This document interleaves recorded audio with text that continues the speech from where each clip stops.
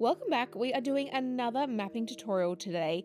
We are focusing on a mapping sticker as well as our new paste and our OG mapping string. First step would be cleansing the skin. I actually am halfway through laminating these brows. So I've done my step 1 and step 2 of lamination. I'm now at my waxing and dyeing stage, but before that I want to map them. So I'm just taking a small amount of the mapping string and finding the center of my client's face.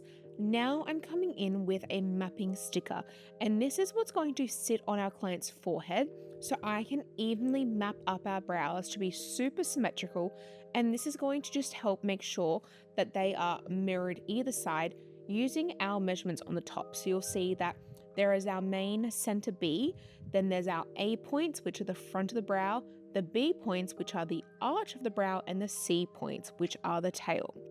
I want you to keep in mind, just because there is these marks there doesn't mean that your client must fall into these type of measurements. They are a guide, they're super helpful, and I find sometimes a client will fit into the A, B, and C, and other times they don't. So that's when you're going to utilize the numbers and those other little marks there.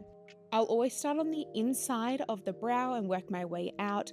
For her front of the bulb, I went with her natural brow and how it was growing, and then mapped it up with that first point and did it on the second point. For us, we were sitting in between the 1 and the 1.1. When it came to the arch, I went for directly down the center of that B point, which was perfect, mapped it on the other side, and for the tail, I went for the 7-point mark. I personally much prefer to go off the client's natural brow and just enhance and map them up to be symmetrical rather than use facial points to find, because what if the client's brow isn't sitting in that and you're having to draw on or tint on or even wax off too much? So I always recommend go with the client's natural brow and map and mirror it out so it's super symmetrical that way. Once I've done my 7 vertical lines, I then do my 3 horizontal lines. The bottom one is where the brow will sit and line up. The second one is the thickness, and then the third line is the height of the arch. Here we are pointing out our 7 vertical and our 3 horizontal. Once these lines are sitting on the face and I'm happy, this is when I'm removing the sticker. For your first part of the pull, and if it is sitting slightly in someone's hairline, just be super gentle, take it slow. The rest of it from there will come off. I'm always checking with my clients and seeing if it's feeling okay, and I've never had anyone complain about the pull of the stickiness. So I know it looks a little bit dramatic, but I promise everyone has told me it is fine. Now, once I've done that, I'm just cleaning up. I personally like to look at my canvas as clean as possible, and sometimes with too many lines going everywhere, it's a little bit overwhelming. So I'm just cleaning up so I can see my key points. And after this, I'm coming in with the new Bella mapping paste, and I'm going to connect all our lines so I have a really crisp, clean outline as to where I'm going to be tinting as well as waxing. Now, you don't have to use paste, you can use string, or you can use your dotted pen method. Whatever feels right for you and you feel like is your most efficient way to map it out, go for it. I do find I'm a lot faster with string because I can just place the line down, move on to the next one, super simple and easy. But for someone else, I know they are so much speedier when they're, say, using a pen or using a paste. So whatever your heart desires, but just keep in mind, I do always recommend once you're finished mapping to show your client. And I find when I do this technique here with the paste and then blend out and diffuse the outer edginess like you're seeing right now, clients can really easily visualize the shape that you're trying to go for.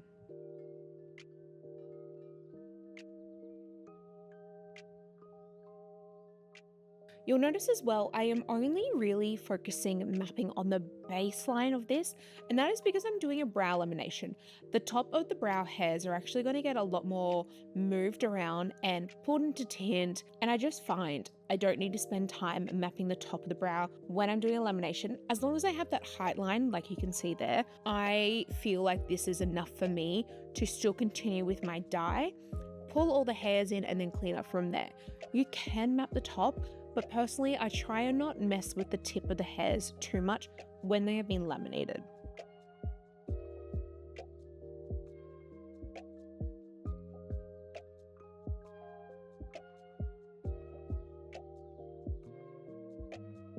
If you're wondering what I'm using to clean up, it's just a slightly damp, long microfiber tip. And any products that I use, as well as the dye color, will be down below in the description box. How fun is it to say that? So if you're interested about anything I'm using in here, I am going to link it all down below so you can just go and check that out.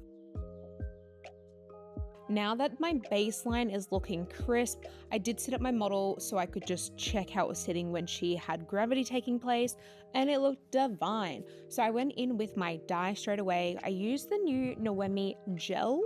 This was 30% espresso and 70% grey. Then I also mixed it with the cream developer. I just like doing that when I'm doing a lamination. It's a little bit softer. For wax, I use Gold Flex, and this is just a tried and true go-to hard wax every single time. It's got such a sticky consistency that it holds and grips onto the hairs so beautifully. Anytime I'm removing dye from a lamination, I'm using the Maximova Lash and Brow Cocktail.